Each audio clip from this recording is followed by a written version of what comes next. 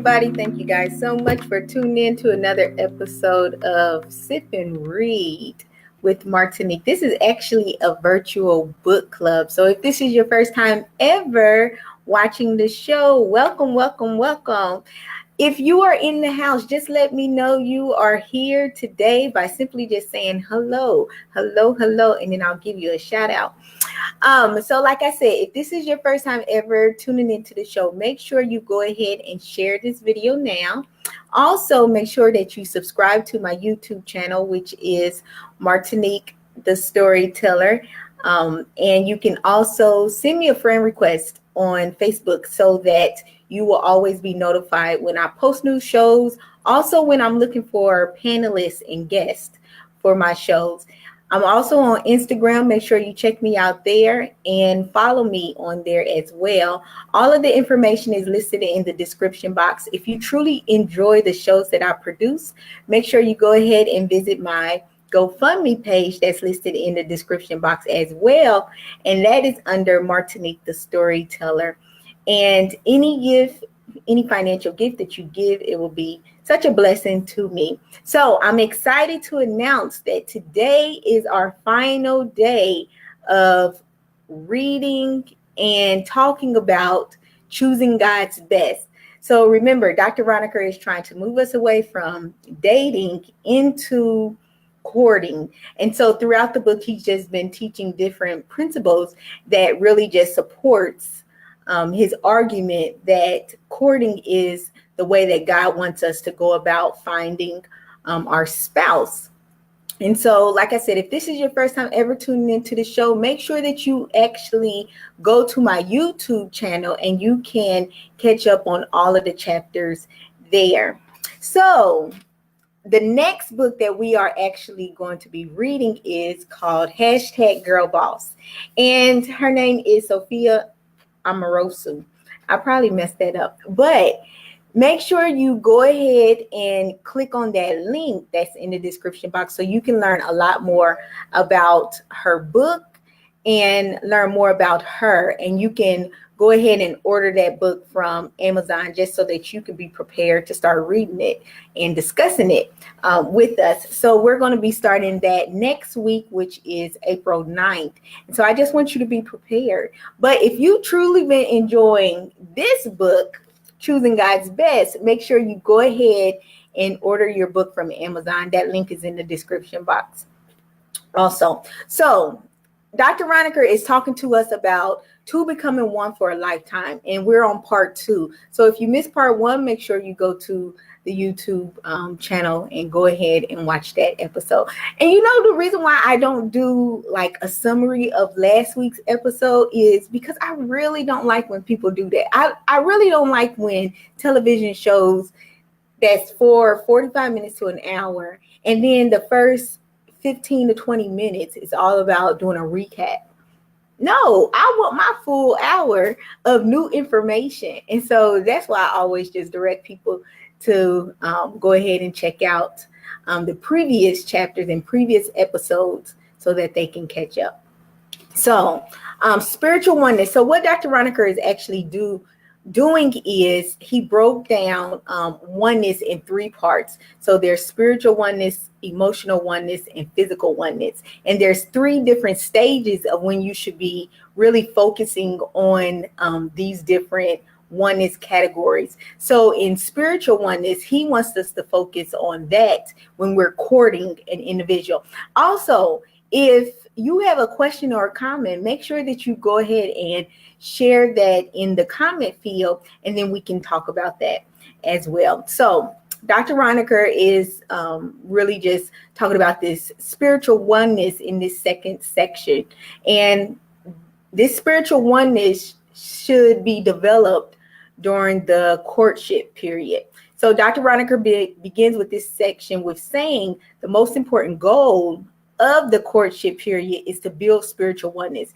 He shares this is a spiritual bonding time between the couple and the sets of parents or the accountability couple you have picked.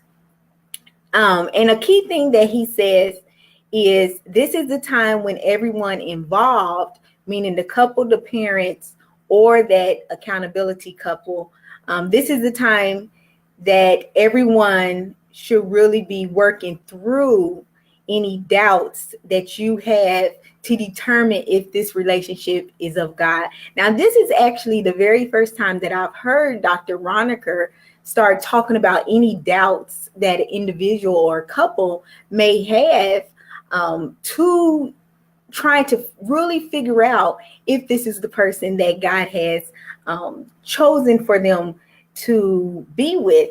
And so, throughout the book, it just seemed like everything was, just a sure deal, and that it wouldn't be questioned, who you're supposed to be with, because initially with courting, you're praying about this individual beforehand. So I just thought that was really good, just the reality of it all, that you still may have doubts when you do have, when God has shown you that this is the person that I want you to be with. But like anything, we still have doubts in things, when God does tell us to move forward.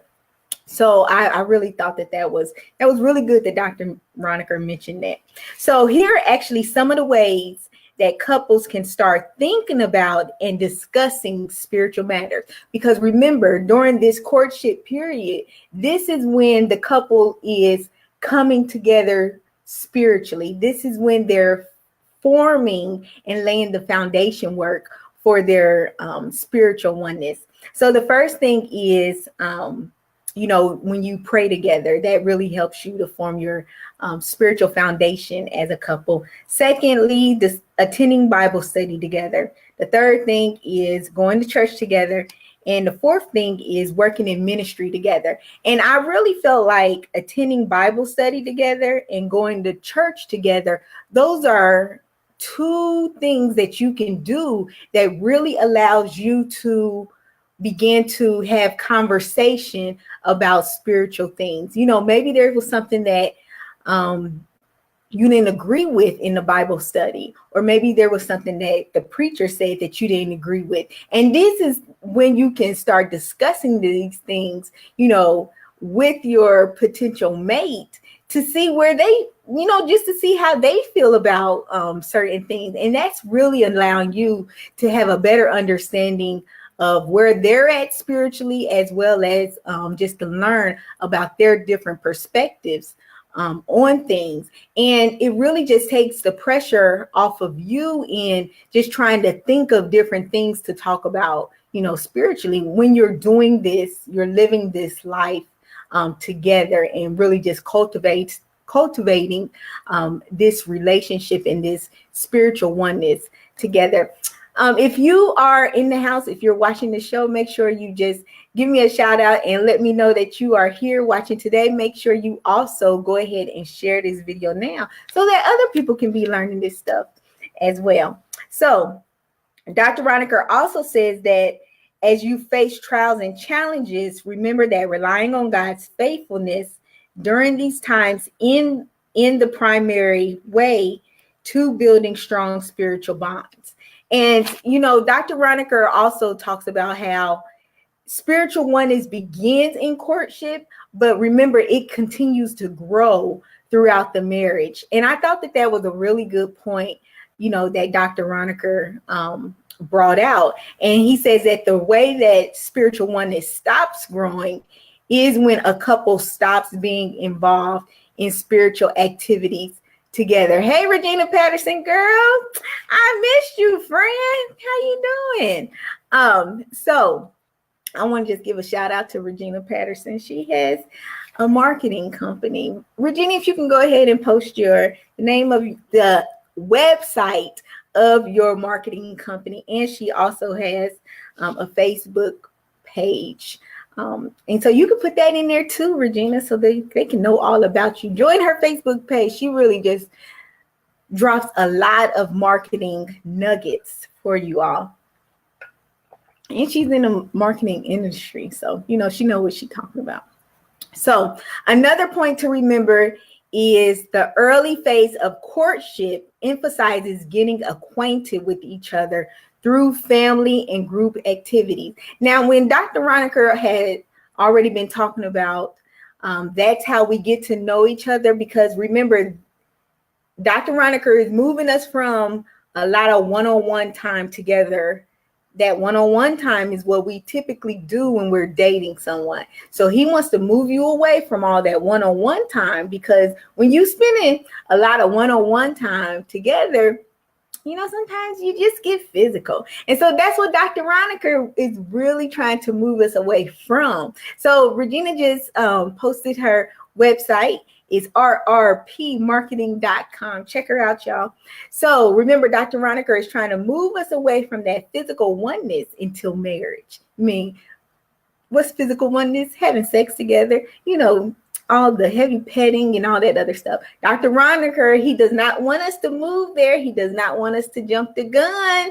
He wants us to save that for marriage. So he's trying to help us to have a better understanding that all of that one-on-one time is really going to put you in tempting situations where you're more likely to fall into lust and having sex with each other. So he's saying the way that you get to know somebody, since you're not doing a lot of this one-on-one dating, is to be around the family members and friends, so you can, and do these group activities so you can get to know this individual more. And so Regina Patterson's Facebook page name, her link is in the description box as well, Melanin and Marketing.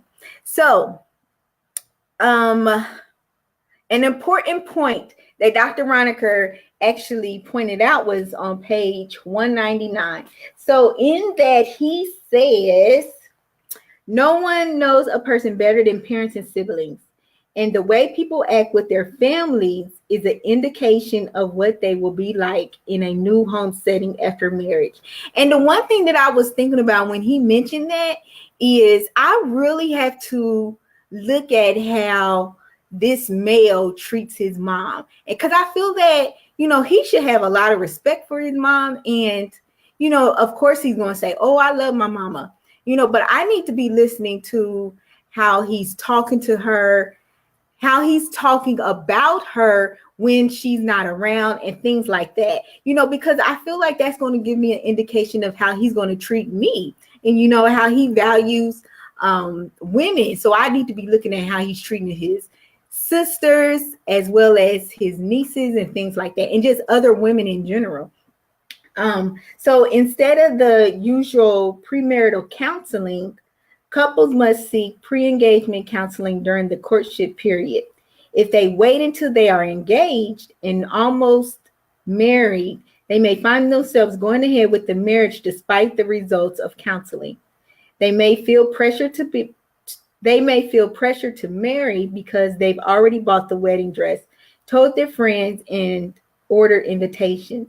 They may rationalize that they can make it work, but they rarely do. And I feel like that's something that I would do. I would feel so like if I got, and I'm not talking about butterflies or cold feet, but I'm talking about if there was some major red flags that had happened after we got engaged and I've already, scheduled everything, I'll probably be like, look, we just gonna work this out after the marriage, after we get married, because we've already invested all of this money. And so I know that's not the way to think, but that's what Dr. Raunikar is actually trying to prevent from happening. That's why he's saying that doing pre-engagement counseling is vital for a relationship. And that's another, argument to his case, that you need to be seeing all of these different things about this person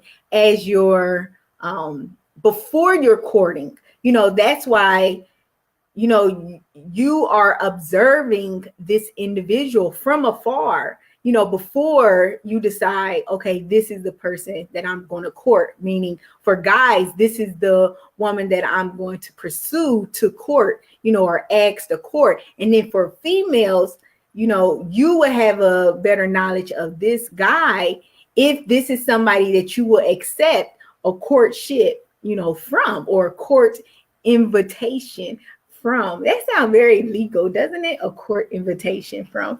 But you understand what I'm saying. And so that's what Dr. Raunikar is really trying to prevent from happening. Us making all these plans, and now there are all these different things, and then you figure out, and then God reveals to you, this ain't the one for you. So I just wanted to point that out. So then Dr. Raunikar starts to answer some real concrete questions. And this is when I thought it was getting, and not saying like the book ain't good, but this when it got a little bit more interesting in this chapter. So one thing he answers is, how long should a courtship last? He says typically it lasts for 3 to 12 months before the engagement.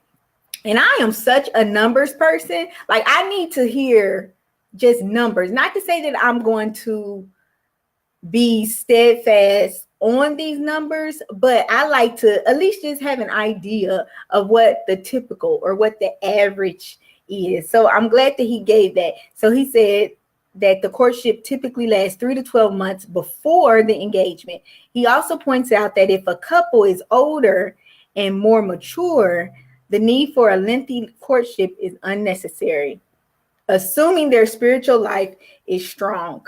And then he also says that developing physical temptations is a major concern during lengthy courtship periods, particularly if the couple is together frequently, once or twice a week or more.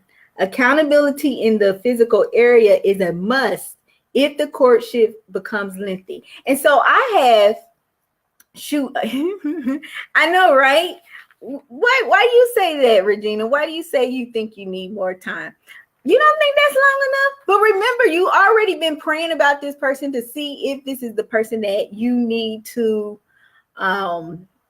accept that court from, and so why do you think you need more time? I think 12 months is solid. Don't you think that's good enough?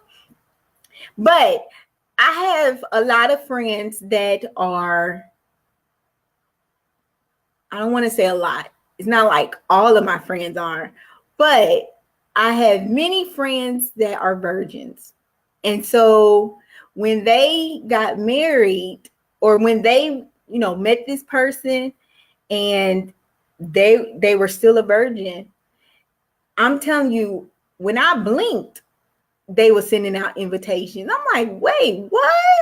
And so they would tell me, they like, well, I already know that this is the person that God has for me. And, we don't need all those long engagements and stuff like that. So I was like, okay. I mean, but that's all you can say. I'm supportive. If you feel like God has told you to marry this person, more power to you. That's great. Because I hope that it comes to me that quick too. And I hope that it comes to my spouse that quick also, that she is the one. And I just need God to reveal it to me in a dream. I don't need, I just need him to subconsciously just show me like, yep, Martinique, that is the one for you, girl. And so Regina says sometimes crazy don't come out until after a year. But that's why you got to be praying about it. That's why you can't ignore those red flags. That's why you got to be having those conversations with his friends and family. Because they gonna tell you. Now, they might not just straight out say, well, Regina, he crazy. But they gonna let you know. They gonna be saying some stuff. If you be hanging around these people long enough, you'll find out. Hi, cousin Daniel. So Daniel says, I really believe a guy can't put up the representative. I'm not slow, y'all. I don't want y'all to think that. So Daniel said, I really believe a guy can put up the representative front over 12 months. That's good. And he's a guy saying that, y'all. So it's not like a female is saying it. It's a guy. And I'm telling y'all, crazy comes out in a person after a solid month.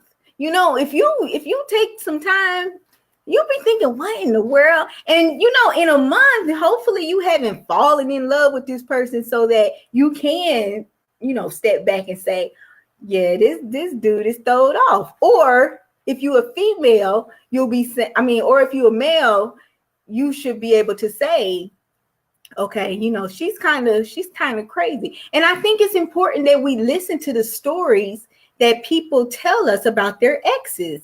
Like, how did you handle it? Why did y'all break up? Things like that. And said, okay, so Regina said, so y'all can only spend less than 10. Y'all can only spend less than 10 what? 10 hours? What you saying? So the next thing that he answers is, how far can you go physically in the courtship period? And I thought that this was a good answer. Okay. And this is going to be hard, but we can do it. If you're a believer, if you're a Christian, if you have decided to follow Jesus Christ with your life, you got the Holy Spirit within you. So he says, now this is responding to the question, how far can you go physically in the courtship period? He says, do not arouse or awaken love until it so desires. And that's coming from the Song of Songs, chapter 2, verse 7. He said, when we reach a point of physical involvement in which we begin to become aroused, we have crossed into a threshold of sin. Waiting until we've become aroused is a dangerous indicator to let us know we've gone too far. I'm going to be real honest with y'all. So I can become aroused with a guy, after 2 weeks. And so it's like, that's why I really have to guard, like, how much time I'm spending with him, because I know my faults, in those areas. And so let's see what Regina said. And I think the thing is, you really do have to be realistic with your with what you're tempted with, And so Regina says 10 hours a week together and can figure out whether or not they are crazy. It's not hard to put up a front for that many hours. People do it weekly at church. You are so silly. You are so silly. They do put up the front, at church. But Regina and other people that's watching, because I always make this like the Martinique and Regina show. And so, but I believe that when you're spending time with them, and remember, it's limited one-on-one time, but remember, you're doing group activities. Also, you're spending time with those friends and family. You can see something. But remember, you're not alone. God is also revealing things to you about this person. So don't carry all of that burden on your shoulder to like, oh, I got to make sure, I got to do all this investigation. You don't have to do all that. God is going to reveal this person's characteristic, his personality, his or her characteristic and personality to you. But Daniel, what are you saying? What's a double-edged sword? What are you saying about that? So it says, now we move into emotional oneness. It says this is during the engagement period. So now you've already realized that this is the one that you need to be courting. You've accepted this court invitation from this guy. And so now we're on to emotional oneness, the engagement period. During this time, the couple has greater freedom to be alone and to help build the heart-to-heart communication. For the foundational structure of your emotional oneness, authors Dr. David Ferguson and Dr. Don McMahon wrote in their book, The Top 10 Intimacy Needs, as acceptance. So this is the top 10 intimacy needs: acceptance, affection, appreciation, approval, attention, comfort, parentheses, empathy, encouragement, respect, security, and support. So Dr. Raunikar actually points out emotional oneness should also be growing throughout the marriage. And emotional oneness is stunted when the couple no longer shares deep, heartfelt feelings and begins to avoid honesty and vulnerability with each other.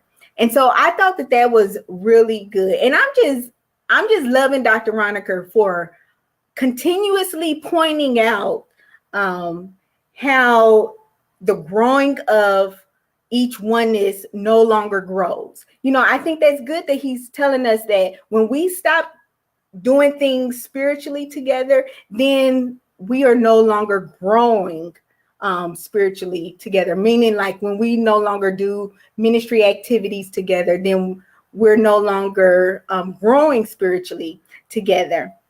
And so he's saying for emotional oneness that, when we stop sharing deep heartfelt feelings and begins to avoid honesty and vulnerability towards each other, then that's when our emotional oneness is no longer growing, as the marriage is growing. So let's see what Daniel said. So he says, and this is responding to, because I asked him the question, what's the double S for?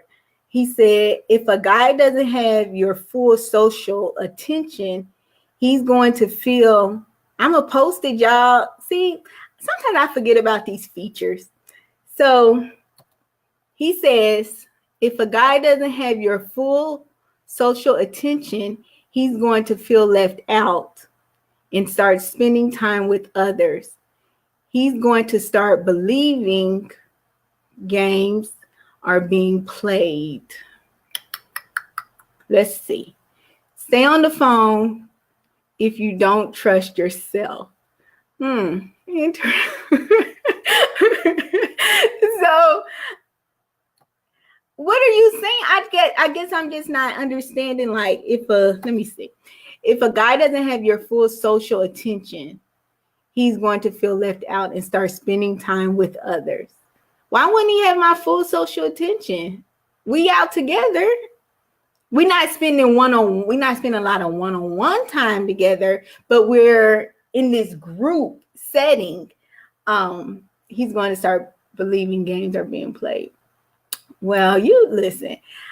I can't always be assuring people and guys that, if I accepted your courtship, then look, you need to ask God to help you with believing that I am here for you and I'm focused on you. But see, and Daniel is talking about regarding spending time together. But see, Daniel, what Dr. Raunikar is not full social attention. So Regina said that is not full social attention. But remember, Daniel, the reason why Dr. Raunikar is trying to teach not to have all of this alone time together is because it's going to tempt the couple to having sex with each other. We're not at that stage yet. We're still on this stage of spiritual oneness because we have decided to court each other. So you need to assure him. I'm gonna be assuring him. But can I tell y'all something? And she needs to assure you. But see, that's the thing, because we are trying something new in the realm of dating, I think that we have to really ask God to help us with our confidence, because we're so used to spending all this time dating, spending all this time together, that we have to, if you want to try something new, if you want to no longer like live in sin, like sexual sin, then try something new. And because we are trying something new, we're not used to it. So because we're not used to it, we have to really be asking God to help us in this area. We have to really be asking God, no, I don't have a lot of confidence in this, but I want to try something new.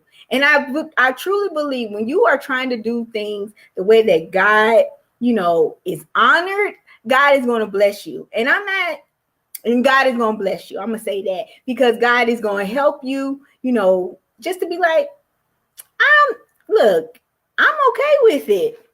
And so let's see what Regina said. So she said, talk on the phone like you're in 10th grade. I mean, he needs to assure you. But But okay, can I tell y'all something? Daniel and Regina and all the other viewers, you have to read you gotta, if you don't order the book, then you need to go to my YouTube channel so you can catch up on the other chapters. Because Dr. Raunikar, because remember, Regina is suggesting, well, talk on the phone like you in 10th grade. When I was in 10th grade, I had to sneak on the phone.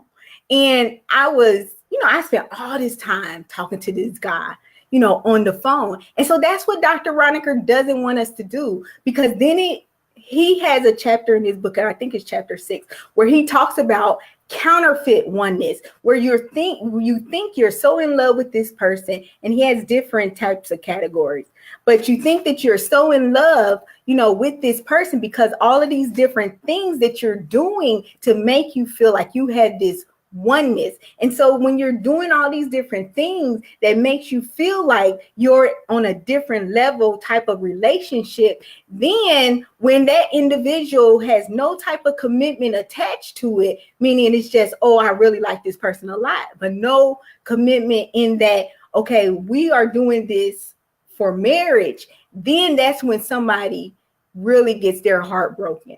And so that's why Dr. Raunikar is trying to move us to a different stage of, no longer dating, no longer spending all this time on the phone with this person, but to develop something else, so that we will have a more confidence in this individual to see if this is the person God has us to be spending all this time with when it's time to do that.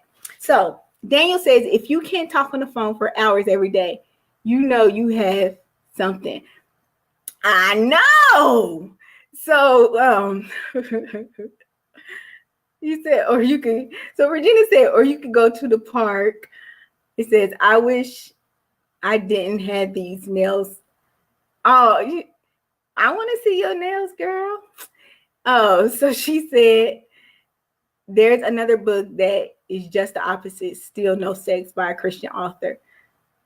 She's so funny. She said the phone was sarcasm. Well, I got to talk about stuff in detail if somebody didn't take it as being sarcastic. But if you can remember the book that you're referring to by the Christian author, then let me know, Regina, and then I can post it. So Dr. Raunikar mentions that the length of the engagement should be the time it takes to prepare for the wedding and to make final preparations for marriage.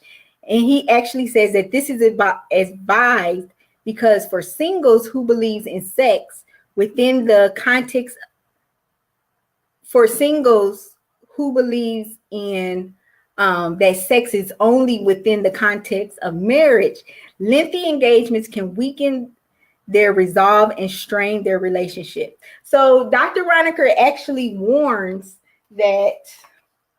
He says, now listen to this.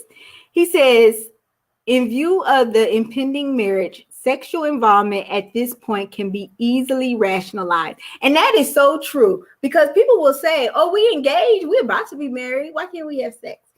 So he says, for the Christian, however, there is one rule and one rule only: total abstention from sexual activity outside of marriage, and total faithfulness inside marriage. That's it. Hands off and clothes on. If you violate God's revealed will and purpose in your life, you will also block the ministry of the Holy Spirit as he seeks to instruct and bless you as a couple.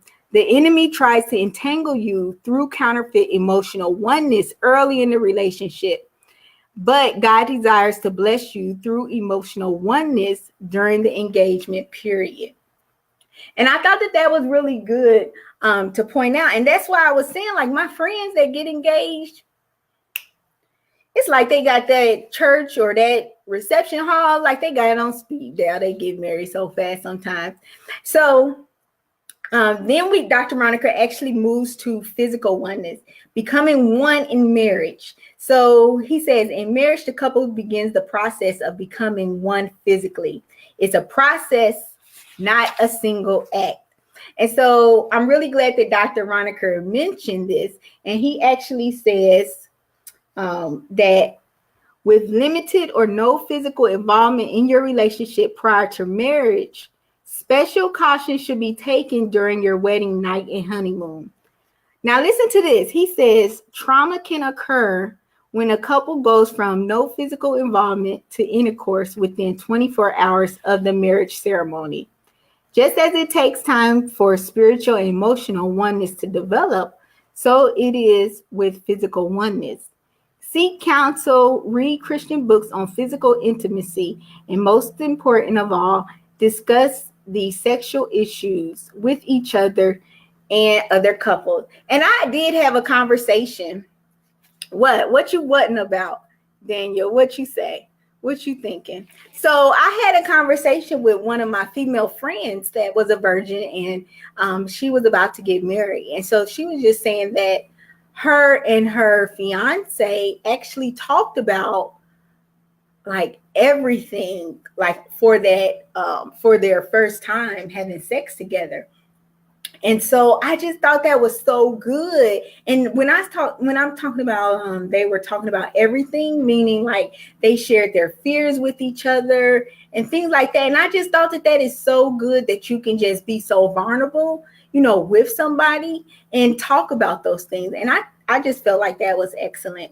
So Dr. Raunikar also mentions that a popular marriage counseling book lists affection as the top need for wives and sexual fulfillment for husbands. So all of my married people that's actually watching, would you say that that's a true statement that wives, affection is the top need for wives, and for husband, sexual fulfillment is the top need?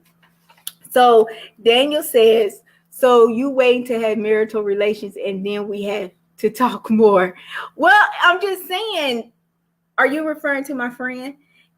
But if you're referring to what Dr. Raunikar was saying, he's just saying that it's a process. Let's say, because I hear this all the time, so because I have decided to have sex until marriage, people always ask me the question, well, what if you don't enjoy it? What if your husband can't please you sexually? And so I really just cannot worry myself about that. And honestly, I don't worry about it because I truly do stand on the belief that Jesus Christ teaches in his word that I'm striving to honor him in this relationship, and so because of that, he's going to bless our marriage. And so I don't worry about that. But what I think Dr. Raunikar is talking about is, it's not so much that we talking on our honeymoon, we talking on the bed, after we got married. It's not about that. But I think it's just that, what if you don't enjoy it that first time? So it does have to have some conversation around, what you enjoy, what you don't enjoy. So that's the conversation that I think that he's talking about. He's just saying that physical oneness to go from no sex to having sex as a couple, it's a process. It's a process of growing together. So Daniel, you have to answer the question because you are one of the only people that I know of that's watching right now that is married. So the question on the floor is, wives list affection as their top need, and husbands list sexual fulfillment as their top need. Is that true or untrue? And for all my single people out there, what do y'all think? What do you think? It says you most likely won't be the first time. I understand that, but I'm talking about, for me, I might not enjoy it that first time, and he might not even enjoy it that first time. But Dr. Raunikar is teaching that this is a process. So just like it was a process to grow spiritually, just like it was a process and a continual growing process to grow emotionally. It's going to be a continual growing process to grow physically, that sexually compatible. Now, in my situation, I hope it doesn't take all that, I hope it's just like, yes, we are compatible. But, like I said, I can't worry about that. So I put my question on the floor, and anybody is welcome to answer that question. So then Dr. Raunikar also says, without the environment of affection, however, the sexual event is unpleasant and unsatisfying for women. I'm going to read that part again. Without the environment of affection, however, the sexual event is unpleasant and unsatisfying for women. Most men don't understand that. If enough affection exists in the environment of a marriage, sex can come naturally and often. So, let's see. Let's see what Daniel said. So Daniel said, oh, that's good, Regina. So Regina said most women don't enjoy the first time. And that's what I heard too. That's when one of my friends said. She said she hated her first time having sex. I know, that's what I'm so worried about. But then somebody was like, well, just make sure you got a lot of lubricant. So Daniel says, yes, it's your own special sauce, like the Big Mac. Okay. And y'all, that's my cousin. Did y'all know that? Y'all never really get to hear me say who my family members are. I love that boy. Okay. So then Regina says, I like your approach about growing together. Yeah. I've been reading this book, it seemed like for 20 weeks. Dr. Raunikar has really transformed my mind. So Daniel says, you really have to learn your spouse's love language. Look at you talking about love languages. That Daniel, what you know about some love languages? So if y'all don't know about love languages, but this author named Gary Chapman, he wrote the five love languages. And then Gary Chapman, he said, I'm smart. I'm writing 5 love languages for every single stage that you are in. 5 love languages for singles, 5 love languages for married people. And so if you haven't read his book before, it is really a good book. And not only to learn somebody else's love language, but really to learn your own love language so that you can help people have a better understanding of relating to you and knowing how to appreciate you in those different areas. So, Regina said love languages changed her life. Regina, did you and your boo read the 5 love languages? What did y'all think about it? What's your love language? What's your love language, Daniel Gaines, and Regina Patterson? And anybody else that's watching, what's y'all love language? So the next section that Dr. Raunikar has is entitled Dare to be Different. He actually says that the only real malady that ultimately will cause your marriage to fail is the life of Christ is not being formed in you. I'm going to read that again. So Dr. Raunikar says that the only real malady that ultimately will cause your marriage to fail is that the life of Christ is not being formed within you. If your supreme goal is to follow Christ, the rule of your life will be my life for your life, my needs for your needs. When each person works to do that, God is honored. His original design for marriage, a sacrificial male leading an honoring wife, will work when we work.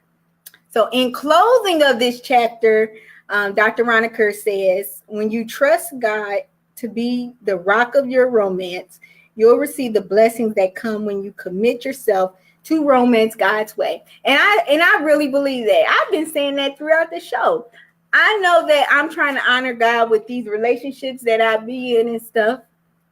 And so I truly believe that God is going to honor our relationship. So that's why I don't be worrying about, well, what if I don't get along with the guy? because I'm not living with him before marriage.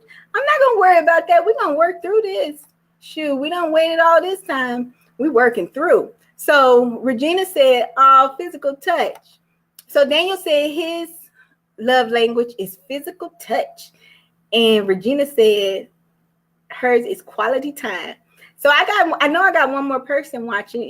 It's okay to post what your love language is. One more person that's watching. But my love language is, let me think for a minute. Mine was quality time. And it was like one more that mine was, but I just can't remember. But yeah, and I think it was physical touch, because I'm a Scorpio, y'all. Did y'all know that?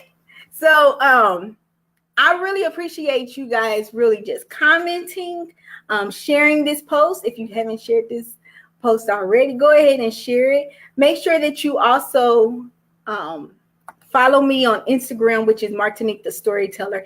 If you truly enjoy the shows that I produce, make sure you go ahead and go over to my GoFundMe page, which is Martinique the Storyteller.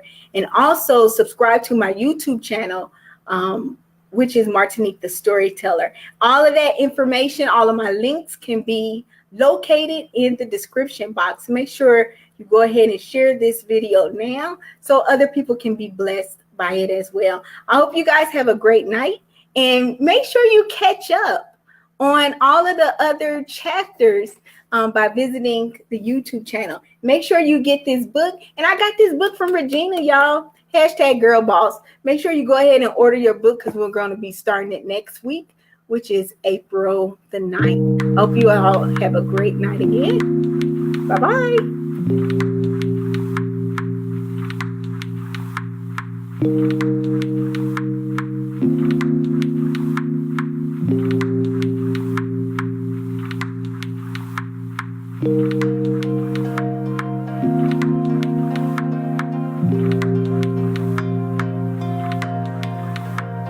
Thank you.